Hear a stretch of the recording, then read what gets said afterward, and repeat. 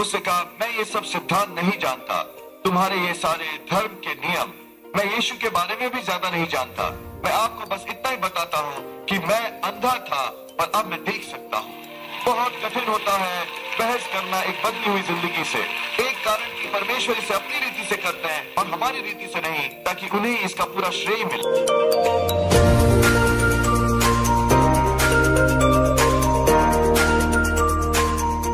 मुझे आपको बताना अच्छा लगेगा कि परमेश्वर ये आपके ढंग से करेंगे, पर ये सच्चाई नहीं होगी। पर मैं आपको ये वादा कर सकता हूं कि परमेश्वर का तरीका ही सर्वोत्तम तरीका है। शायद आप ये समझ ना पाए, शायद ये नाइंसाफी लगे, पर परमेश्वर जानते हैं वो क्या कर रहे हैं। मैं आपसे कह रहा हूं कि उन पर भरोसा रखें, हताश होना छोड़ दें, क्योंकि ये इस रीति से नहीं हुआ। यदि आपको पता चले कि परमेश्वर ने आपकी प्रार्थना साकार की है जिस तरह आप चाहते थे, पर यह उनका सर्वोत्तम नहीं होगा, या ये उनका आखिरी होगा, या ये सेहतमंद नहीं होगा, तो आप खुशी से परमेश्वर को उनकी रीति से करने देंगे। आप में से कुछ जीवन का और ज्यादा आनंद उठाएंगे यदि आप भी लीजा की तरह अपने सपनों को ऑल्टर पर रख देंगे और कहें, प्रभु मैं इससे लड़ते लड़ते तंग आ गया हूं कि इसे अपने ढंग से करूं, हताश रहूं, पर मैं आप पर भरोसा करता हूं कि सही समय पर मेरे जीवन के लिए आपकी योजना साकार हो जाएगी। ये लिखा है भजन संहिता में, स्वयं को परमेश्वर में आनंदित रखो, परमेश्वर आपके हृदय की इच्छाएं पूरी करेंगे। जब आप परमेश्वर को अपने तरीके से करने देते हैं तो वहां विश्राम होता है। संघर्ष नहीं, न लड़ना, न परेशानी, आप शांति पाते हैं। परमेश्वर का तरीका ही सर्वोत्तम तरीका है। तो आप रिलैक्स करके जीवन का आनंद ले सकते हैं जब परमेश्वर उन प्रतिज्ञाओं को साकार करने की प्रक्रिया कर रहे हैं। 2 राजाओं अध्याय 5 में वहां एक व्यक्ति की कहानी है, नाम था नामान। वो सीरियाई सेना का सेनापति था, बहुत ही इन्फ्लुएंशियल आदमी था और उसे एक कोढ़ हो गया था। एक दिन एक युवती जो उसके लिए काम करती थी, जो उसके घर में नौकरानी थी, उसे कहा, नामान यदि तुम इजराइल जाओ और भविष्यवक्ता एलीशा से मिलो, वो तुम्हारे लिए प्रार्थना करेगा और तुम्हें पता है तुम चंगे हो जाओगे। उसने इसकी सलाह मानी और एक लंबी यात्रा करके इजराइल पहुंचा और आ धमका एलीशा के घर। पर जब वो वहां पहुंचा, एलीशा उठा भी नहीं और दरवाजा तक भी नहीं आया उससे मिलने को। एलीशा ने अपने सहायक को भेजा और कहा, नामान से कहो कि यदि वो जाए और यरदन नदी में 7 बार डुबकी लगाकर खुद को धोए तो वो उस कोढ़ से चंगा हो जाएगा। खैर नामान को बहुत गुस्सा आया। वो इतनी दूर से यहां पर आया था, वो महत्वपूर्ण सेना का अधिकारी था और एलीशा में इतनी शिष्टता भी नहीं थी कि उससे बात करने दरवाजे तक आए। साथ ही वो खुद को धोने के लिए यरदन नदी पर नहीं जाना चाहता था, उसका पानी गंदा था। नामान की अपनी योजना थी। उसने ये वचन 11 में कहा है, मैंने सोचा था एलीशा बाहर आएगा और अपना हाथ मुझ पर लहराएगा और मुझे मेरे कोढ़ से चंगा करेगा। 2 शब्द जिससे उसके चमत्कार से उसे वंचित होने से रोका था। मैंने सोचा, उसका एक प्री कंसीव्ड आइडिया था कि ये सब कैसे होगा। उस युवती ने कहा, नामान अगर वो तुमसे कुछ कठिन काम करने को भी कहता तो तुम करते, तो तुम ये आसान सी चीज क्यों नहीं कर रहे।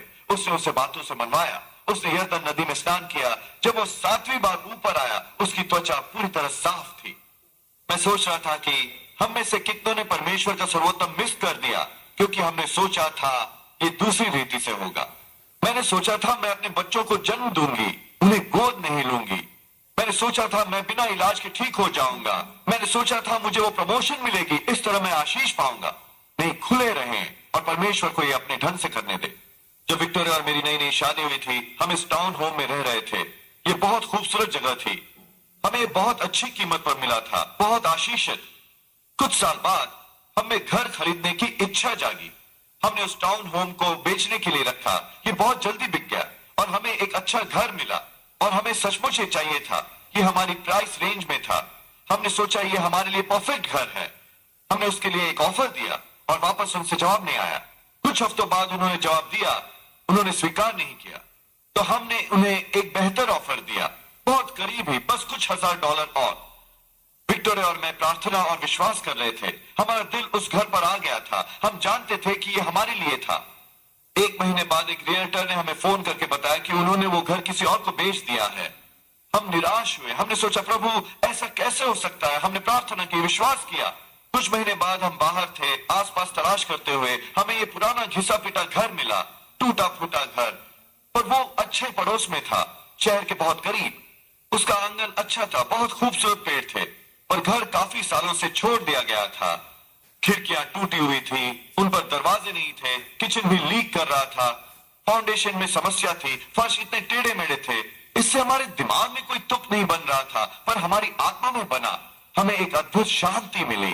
विक्टोरिया ने मेरी तरफ देखा और कहा, जोएल यही घर है हमारे लिए, चलो इसे खरीद ले, मरम्मत करें और इसमें रहें। ये तर्कसंगत नहीं लग रहा था। यहाँ हम निकल आए थे एक खूबसूरत टाउन होम से, ये बिल्कुल इससे उलट था। एक कदम भी बेहतर नहीं, ये एक कदम नीचे लगा। पर परमेश्वर के मार्ग हमारे मार्गों की तरह नहीं है। हम तंग दिल हो सकते थे और कहते, हम इस पुराने कबाड़ के बारे में सोचने वाले भी नहीं। आखिर विक्टोरिया एक खाते पीते परिवार से है, उनका ऊंचे दर्जे का ज्वेलरी स्टोर है। जब विक्टोरिया इसके पक्ष में है, मैं जान गया कि यह परमेश्वर की ओर से चिन्ह है। साथ ही इसने मेरा बहुत सा पैसा बचाया। हमने वो घर खरीदा, उसे ठीक किया, उसमें रहे। 6 महीने बाद एक आदमी ने हमारा दरवाजा खटखटाया बिना पूर्व सूचना के। वो बिल्डर था। उसने कहा, मैं इस प्रॉपर्टी को खरीदना चाहूंगा और इस पर 2 घर बनाना चाहूंगा। मैंने कहा, क्षमा करना, ये प्रॉपर्टी बिकाऊ नहीं है। उसने कहा, आपने इसके लिए कितना पैसा दिया है? मैंने बताया कि मैंने कितना दिया था। उसने कहा, मेरा दुगना देना कैसा रहेगा? मैंने कहा, जैसा कि मैंने कहा, हमें बेचना बहुत अच्छा लगेगा। हमने बेच दिया वो पुराना टूटा फूटा घर और एक बिल्कुल नया घर लिया उसी प्रॉपर्टी पर। दोस्तों, परमेश्वर जानते हैं कि वो क्या कर रहे हैं। उन पर विश्वास करो, उन्हें अपने ढंग से करने दें। आप उस समय शायद उसे ना समझें, शायद इसका कोई तुक ना लगे, पर एक दिन आप देखेंगे कि परमेश्वर क्या कर रहे थे। उनका प्लान आपके प्लान से बेहतर होगा। जितना ज्यादा मैं जीऊंगा, उतना ज्यादा मैं समझूंगा कि परमेश्वर जिसे चाहे इस्तेमाल कर सकते हैं।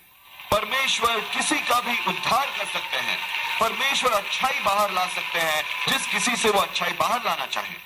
पुराने नियम में परमेश्वर ने रेहाब को इस्तेमाल किया, एक वेश्या को, इजराइल के लोगों को बचाने के लिए। उन्होंने भविष्यवक्ता से बात करने के लिए गधे का इस्तेमाल किया।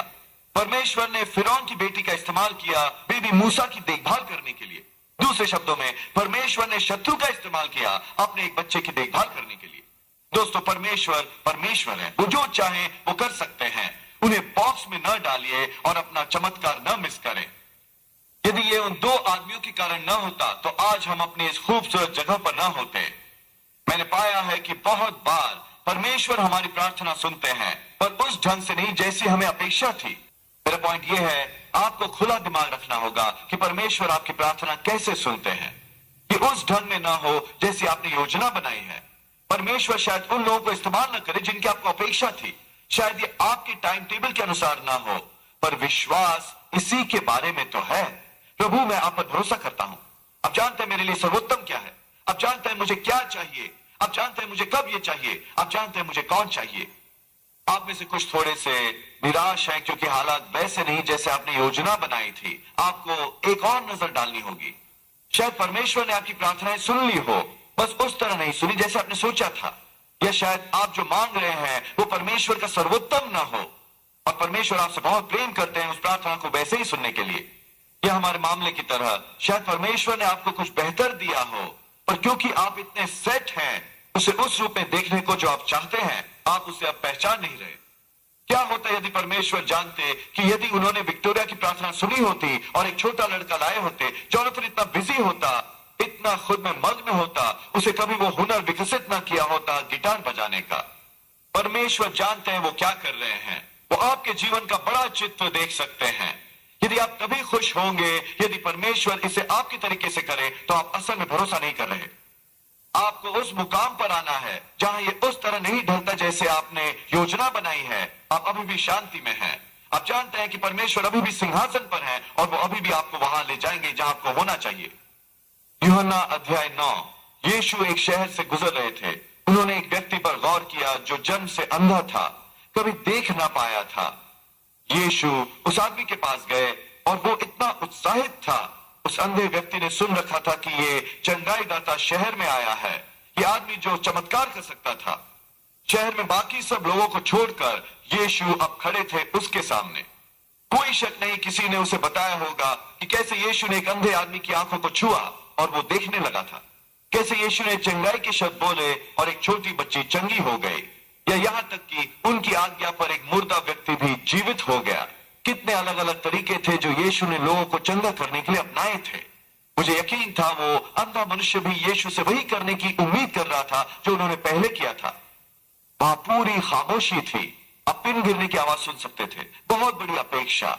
वो अंधा आदमी यीशु का इंतजार कर रहा था कि वो चंगाई के कुछ शब्द कहें, और उसके बजाय वो यही सुनता है कि यीशु ने बस जमीन पर थूका। कल्पना करें उसके दिमाग में क्या चल रहा था। मैंने सोचा वो मेरे लिए प्रार्थना करेंगे, मैंने सोचा वो मेरी आंखें छुएंगे, वो थूक क्यों रहे हैं? यीशु ने मिट्टी गीली की उस थूक से और उसे उसकी आंखों पर रखा। वो पहले ही अंधा था, अब वो सचमुच कुछ देख नहीं पाएगा। उसकी आंखों पर मिट्टी लगी है। यीशु अनकन्वेंशनल थे। ऐसा कभी हुआ था, इसका पूर्व वर्णन कहीं शास्त्र वचन में नहीं था। एलिया ने कभी ये नहीं किया। एलिशिबा, मूसा, ये पहली घटना थी ऐसी। ये तरीका कभी इस्तेमाल नहीं किया गया था। उस अंधे आदमी ने कहा होता, हटाओ इसे मेरी आंखों से, इसका कोई तुक नहीं बनता, इससे कोई फायदा नहीं होने वाला।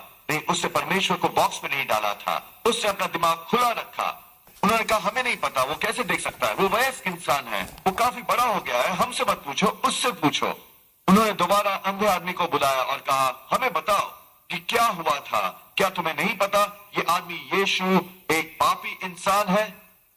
उससे कहा मैं ये सब सिद्धांत नहीं जानता, तुम्हारे ये सारे धर्म के नियम, मैं यीशु के बारे में भी ज्यादा नहीं जानता। मैं आपको बस इतना ही बताता हूं कि मैं अंधा था पर अब मैं देख सकता हूं।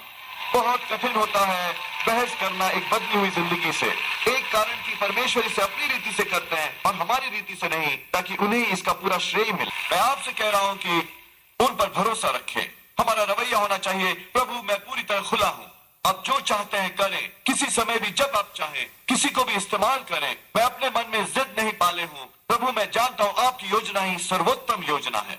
यदि आप खुला दिमाग रखेंगे और प्रभु को अपना काम करने देंगे, परमेश्वर आपके लिए वो दरवाजे खोलेंगे जो कोई इंसान बंद नहीं कर सकेगा।